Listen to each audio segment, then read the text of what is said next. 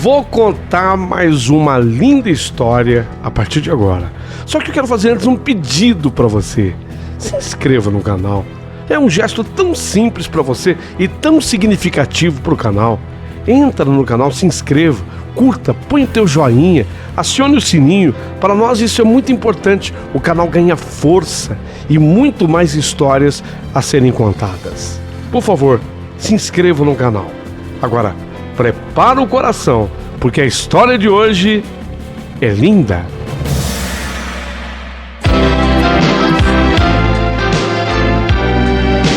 Rádio Emoção. Paulinho Boa Pessoa. A verdade de cada um.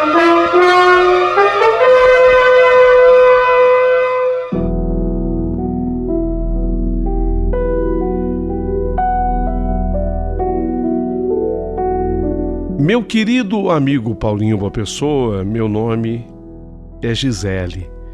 E eu fico pensando aqui comigo, meu Deus, como eu pude ficar assim, esquecida pela minha própria mãe? Será que eu tive alguma culpa da minha mãe ter engravidado na adolescência? Será que eu tive alguma culpa porque a minha família de mamãe era religiosa, tradicional? Será que a grande culpada de tudo era justamente o bebezinho, eu, que nascia daquela coisa impensada da minha mãe? Porque a minha mãe engravidou da minha pessoa quando ela ia completar 15 anos. Ela não tinha 15 anos completos, tanto é que quando eu nasci, mamãe não havia feito ainda seus 16 anos.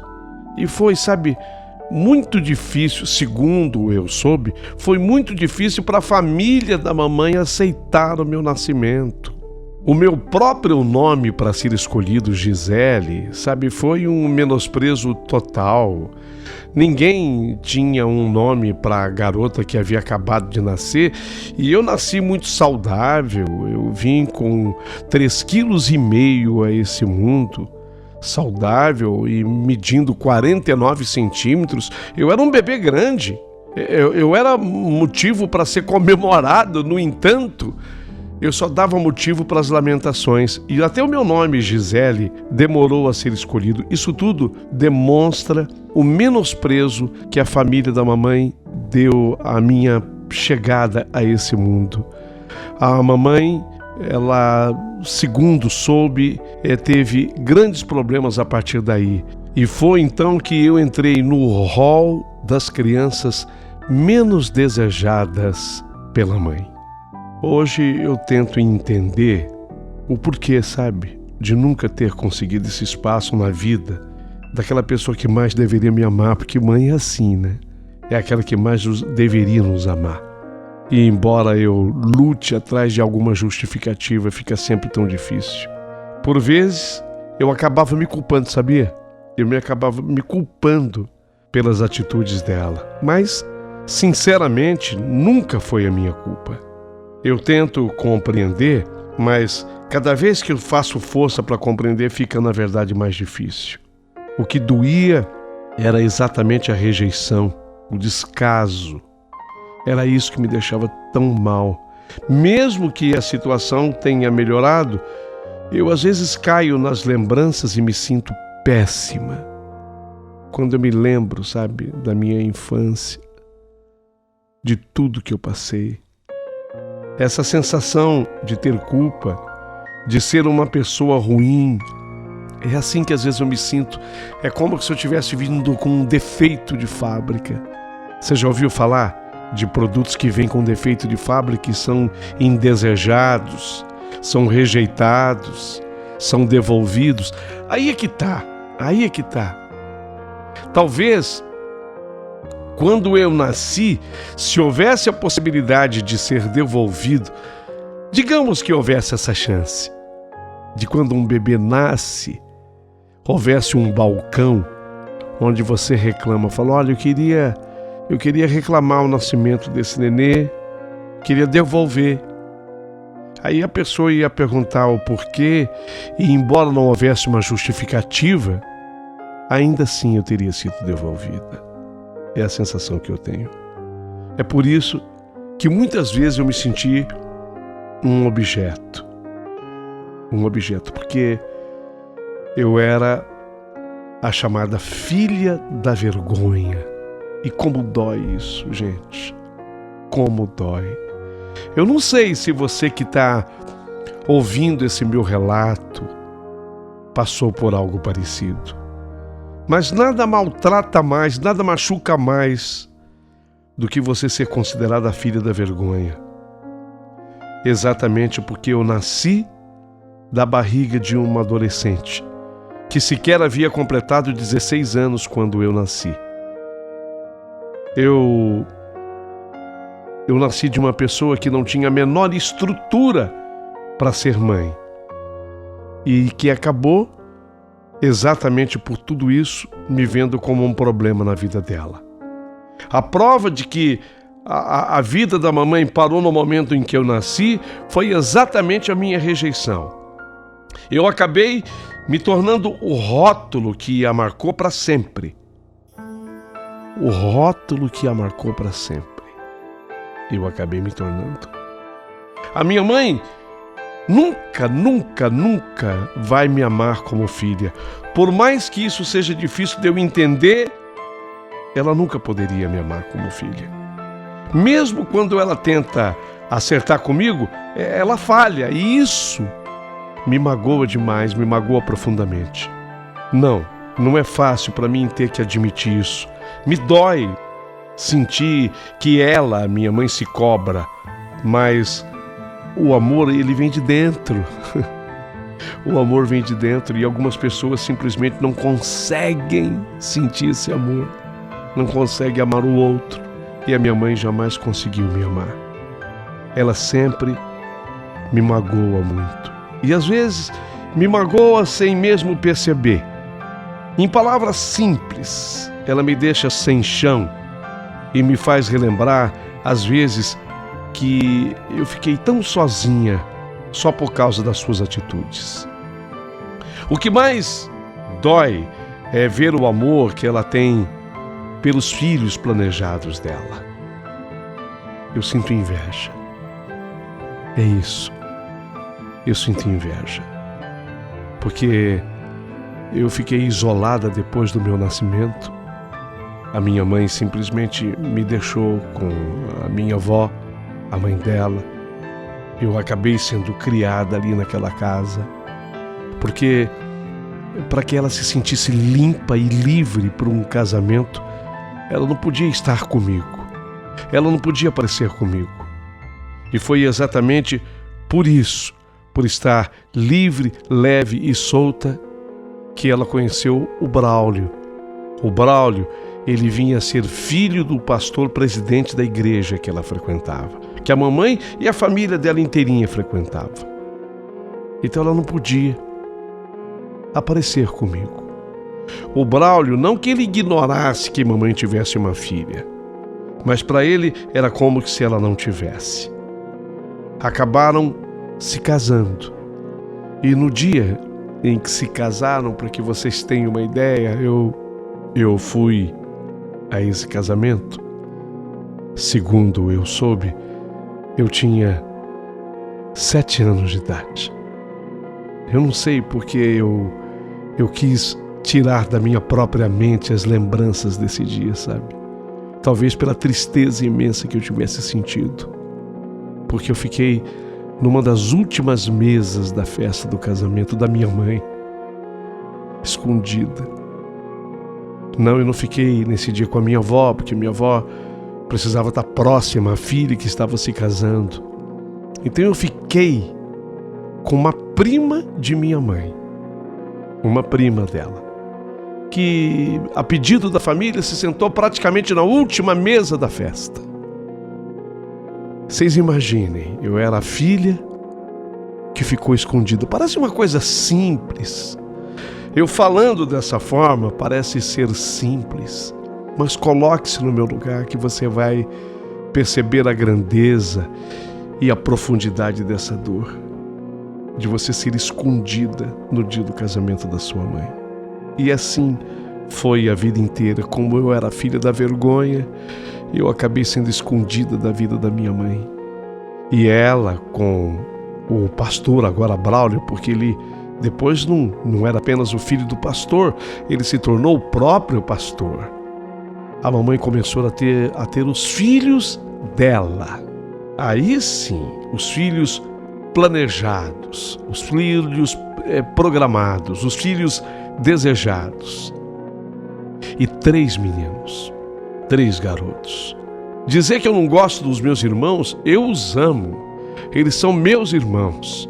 Eu os amo acima de tudo. Mas sou aqui obrigado a admitir que eu sempre senti uma ponta de inveja deles. Sempre. Porque eles eram amados, desejados, apresentados. E eu sempre a vergonha, a escondida. A minha mãe, ela nunca conseguiu me abraçar. Vocês acreditam? Não, nunca conseguiu me abraçar. Se não conseguia me abraçar, nem me beijar. E ela sabia que isso me magoava. O abraço da mamãe, parecia que ela tinha vergonha de mim mesma. É gozado eu falar isso, mas parece que ela se via indigna de me dar um abraço, assim como se via indigna de me beijar. Ela me dava presentes materiais, como que se isso pudesse compensá-la de alguma forma. E eu esperava mais do que isso. Eu esperava me desculpe, me perdoa por te tratar assim, mas ela nunca teve essa grandeza de me dizer isso. Eu me sinto tão mal falando dela dessa forma, sabe? Porque de repente você que está ouvindo esse meu relato fala, puxa, tem muita mágoa no coração dessa moça. Tem muita mágoa no coração dessa mulher, e talvez tenha mesmo.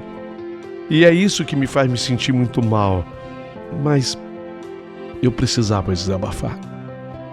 Eu me sinto péssima em ter que assumir essa rejeição. Mas são fatos, e contra os fatos não há o que fazer. Hoje, exatamente no dia que eu resolvi escrever essa carta para você, meu amigo Paulinho Boa Pessoa, eu sonhei com o dia que a minha mãe me expulsou de casa. Eu sonhei, foi tão marcante esse dia que eu acabei guardando isso na memória, não porque eu quisesse, mas por um trauma. E eu acabei sonhando com esse dia. E vi novamente ela me olhando pelo espelho e me dizendo,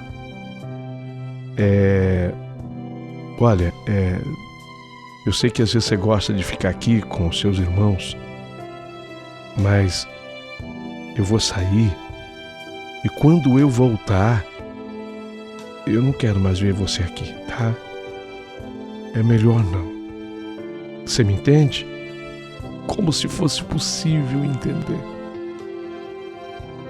Eu não quero fazer com que as pessoas chorem ouvindo meu relato.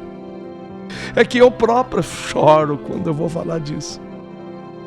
Vocês imaginem uma mãe falar isso para a própria filha. Eu estava na casa dela, curtindo os meus irmãos menores.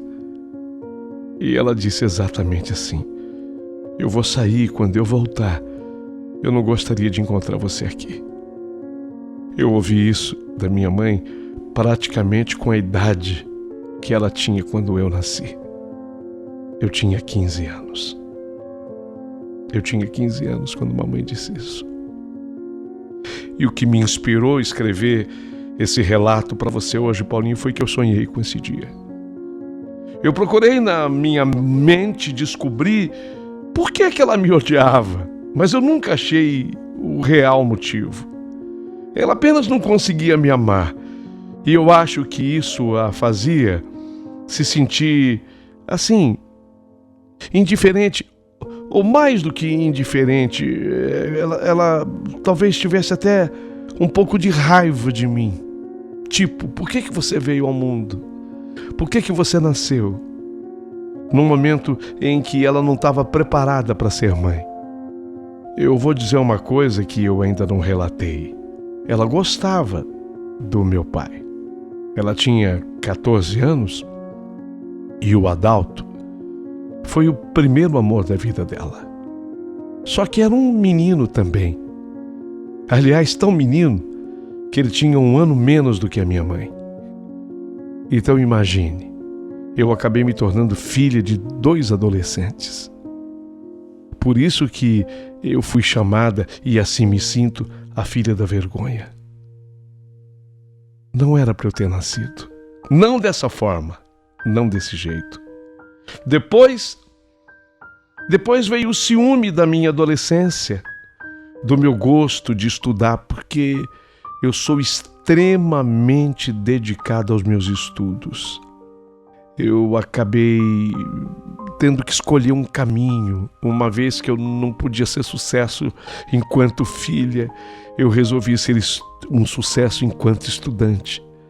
Ser amada pelas professoras, admirada pelas professoras. E eu me tornei a primeira aluna da minha sala de aula, do começo dos meus estudos até o final.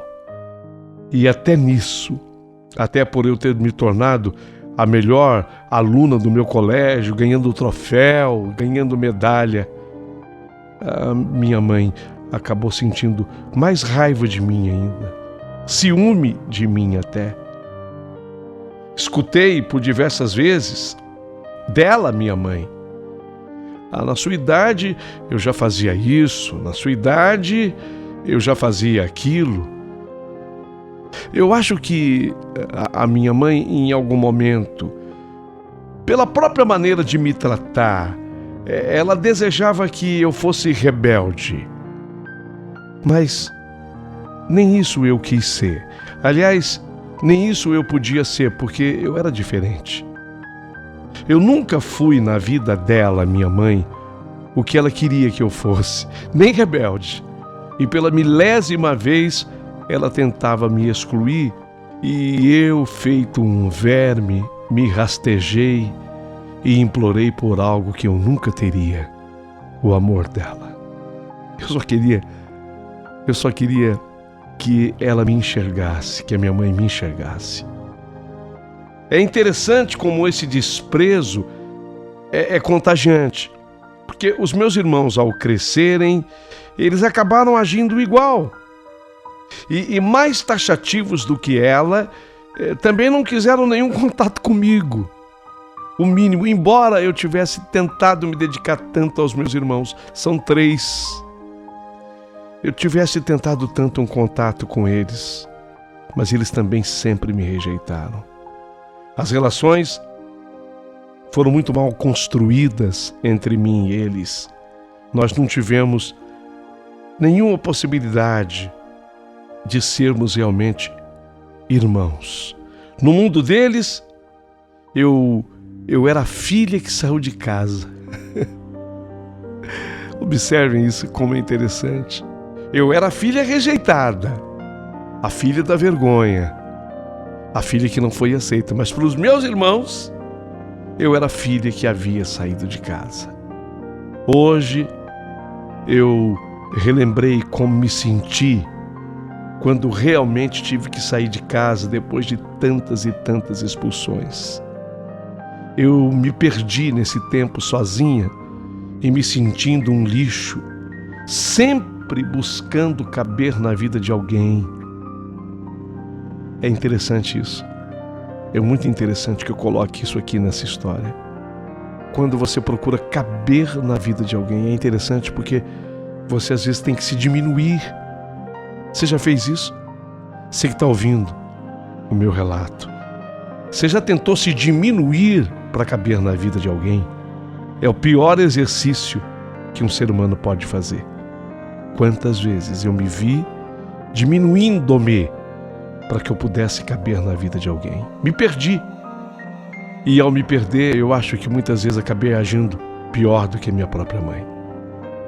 Quando a minha mãe me expulsou da sua casa, com esse dia que eu sonhei e já relatei, eu tinha 15 anos. Depois desse dia, quando eu fui embora, eu ainda assim sempre voltava escondida para ver os meus irmãos menores. Eu gostava tanto deles, coisa de sangue, né? Eu gostava tanto deles, eu os amava tanto, que quantas vezes escondido eu voltava para ver se estava tudo bem com eles. E numa dessas voltas, eu encontrei um caminhão de mudança na frente da casa. E eu perguntei para um deles, para um dos meus irmãos, para onde eles estavam se mudando, onde eles iriam morar. Ele respondeu na sua simplicidade infantil, olhou para mim e falou assim: "Ô Gisele, não posso te falar. Se eu te falar, eu levo uma surra de fio. Eu não posso te falar, Gisele." Meu Deus, como isso me doeu. Como isso me doeu.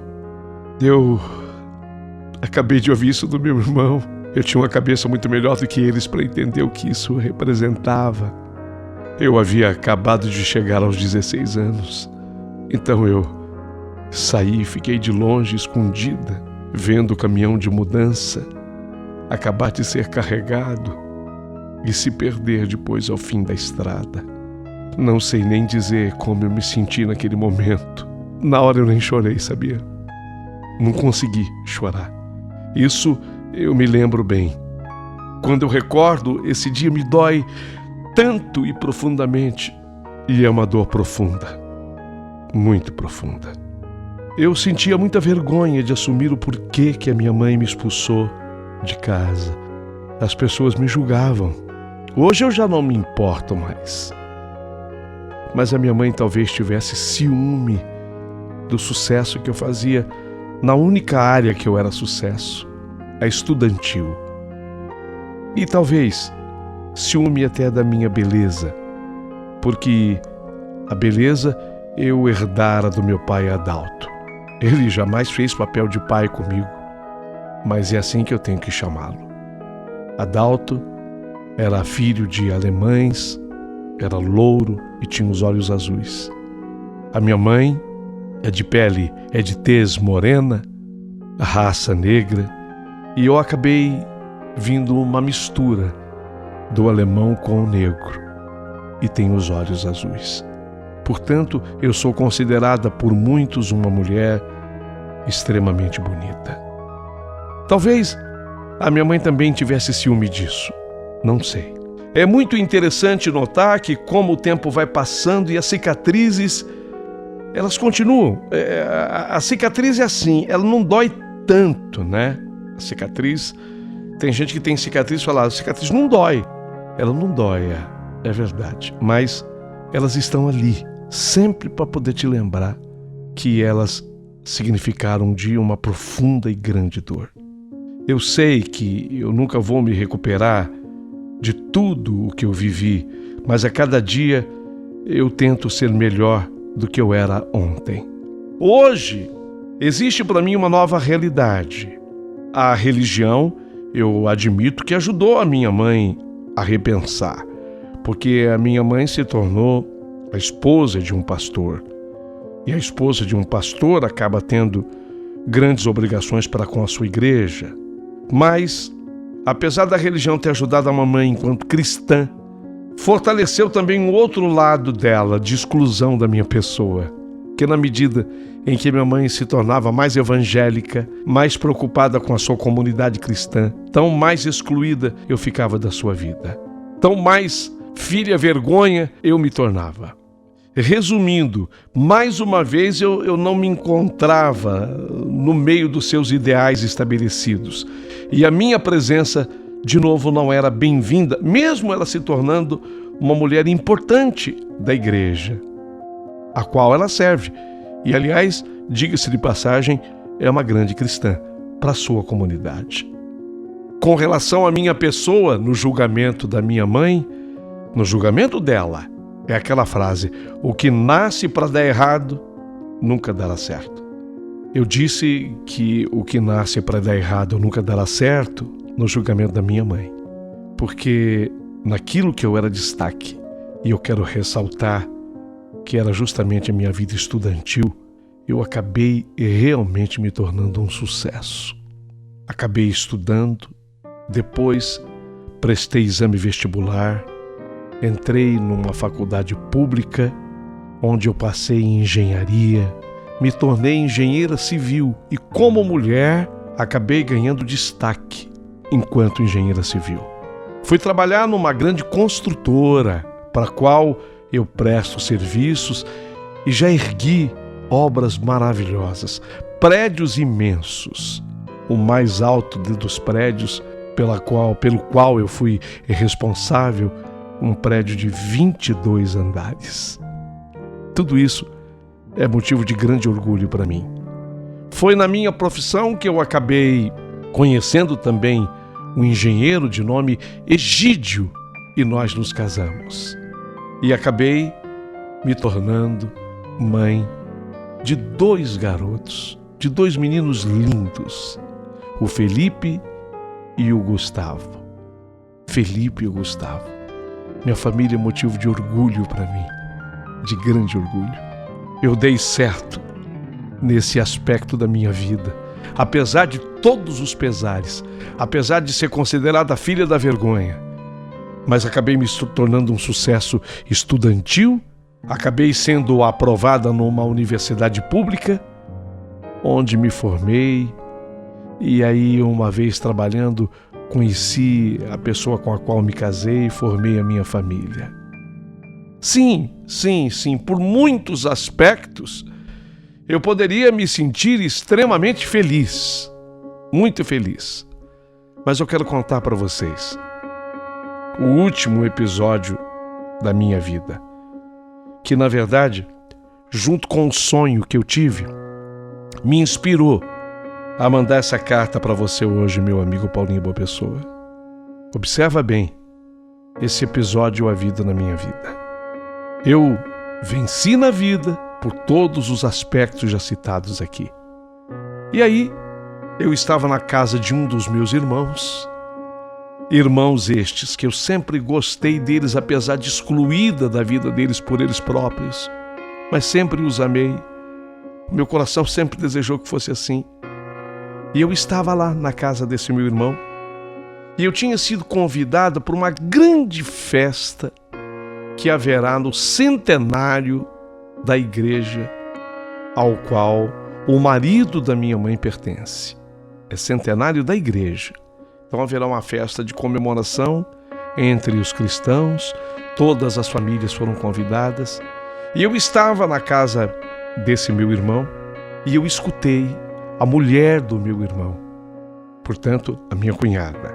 Escutei ela conversando com meu irmão.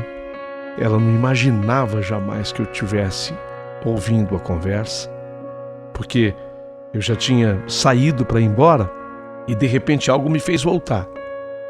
E quando eu estou voltando porque eu tinha esquecido alguma coisa, quando eu estou voltando, eu escutei ela conversando com meu irmão e ela não percebeu a minha presença, mas eu ouvi claramente quando ela disse, aconselhando o meu irmão que me avisasse, assim, exatamente assim. Nilo é o nome do meu irmão. Nilo, fala com a Gisele, a tua irmã, que os filhos dela podem ir lá na festa da igreja. Mas sinceramente eu acharia melhor ela não ir, né? Ela mesma não ir. E o meu irmão, nessa hora, diante da fala da minha cunhada, quando eu esperava que ele fosse dizer, não, isso é um absurdo, ela também está convidada, meu irmão concordou com ela. Ele concordou com ela. Eu vou falar com ela, eu vou falar com a Gisele. Eu acho melhor mesmo. Quer dizer, ele concordou. Quando eu ouvi aquilo, eu senti asco. Eu senti nojo. Sabe, dói saber que isso acaba tendo um peso tão grande na minha vida, sabe? Porque eu poderia, única e tão somente, estar olhando somente para o lado que deu certo. O lado que deu certo é tão lindo em mim. É tão lindo. Dizer o meu sucesso estudantil, dizer o meu sucesso enquanto engenheira, o meu sucesso enquanto família, como eu sou muito bem casada com o Egídio, começou feliz sendo a mãe do Felipe e do Gustavo, dizer de tudo isso e parar nisso, mas dói, sabe? Dói demais saber que esses pedaços que completam a minha história são tão tristes e são exatamente nesses momentos que me voltam à mente tudo que eu passei. Eu me lembro que quando fui ao fundo do poço, naquele dia que eu fui expulso, foi o dia que mais doeu. O dia que mais doeu em toda a minha história foi o dia que a minha mãe me expulsou da casa dela. De tudo, foi o dia que mais me doeu, quando a minha mãe conversou comigo, e eu tinha 15 anos. Ela falou: olha, quando eu voltar, eu vou sair. Quando eu voltar, eu não gostaria de te encontrar mais aqui em casa. Aquele dia foi quando eu estive no fundo do poço. E realmente, eu achava que eu devesse colocar um ponto final nas nossas relações, mas eu nunca consegui. Nunca consegui. Apenas como informação para todo mundo que está ouvindo, é importante que eu diga que eu tenho contato com o meu pai, o Adalto, que jamais fez papel de pai. Porque quando ele engravidou a minha mãe, ele tinha 13 anos, a minha mãe tinha 14. A minha mãe era 1 ano mais velha que ele. Então ele jamais fez papel de pai. Mas é o meu pai. Então eu me encontro com ele, ele procura ser agradável comigo, procura ter um bom relacionamento comigo. Isso de certa forma me ajuda. Mas com a minha mãe, eu nunca consegui. Nunca. E aí eu paro para pensar, gente, como eu gostaria que você me desse uma opinião hoje, porque eu não tenho culpa. Gente, eu não tenho culpa. Eu fui chamada a filha da vergonha pela família da minha mãe, a filha da vergonha. Mas se eu sou a filha da vergonha, que culpa tive eu? Por que as pessoas me tratam assim, me julgam assim? Tive que ouvir da minha cunhada que, falando com o meu irmão, que eu não devo estar na festa da igreja, a única para a qual eu fui convidada, que lá devem estar apenas meus filhos. Sobre isso eu gostaria também que você opinasse, porque essa festa vai acontecer agora, no fim desse ano. Essa festa ainda não aconteceu. Foi o que me motivou também a escrever essa carta, fora o sonho que eu tive do dia mais fatídico da minha vida. Então eu gostaria de perguntar para vocês, foi a opinião da minha cunhada conversando com meu irmão. E meu irmão concordou com ela, concordou. Mas, pelo menos nessa festa, eu fui convidada pela minha mãe e fui convidada pelo marido da minha mãe, que agora ele é o pastor-chefe da igreja. Mas ouvi esse comentário da minha cunhada. No meu lugar você iria? Fico aguardando o seu comentário. Gostaria muito que você falasse comigo. Afinal de contas, se eu pudesse colocar um título na minha história, seria exatamente esse, sabe? Porque eu nunca tive lugar na vida da minha mãe. Que culpa eu tive para isso? Não sei. Sempre fui chamada a filha da vergonha. Escondida. No dia do casamento da minha mãe, eu me sentei com uma prima dela na última mesa da festa, para que ninguém me visse. A filha da vergonha. Desculpa. Eu sei que eu tenho 1000 motivos para ser feliz, para comemorar, mas lamentavelmente, esses motivos todos são vencidos pelo dia. Quando eu me lembro, eu sonhei com o dia. Foi por isso que eu resolvi escrever hoje para vocês. Eu sonhei com o dia que a minha mãe fala comigo na casa dela, eu visitando os meus irmãos. Sabe quando você está feliz, os seus irmãos por perto, você está achando que você está fazendo seu papel, aí sua mãe diz assim: olha, eu vou sair até tal lugar. Quando eu voltar, não quero mais te encontrar aqui. Não é bom, não é legal, não é positivo que você esteja aqui. Por favor, fala comigo. Eu preciso muito, muito te ouvir. Assinado, Gisele.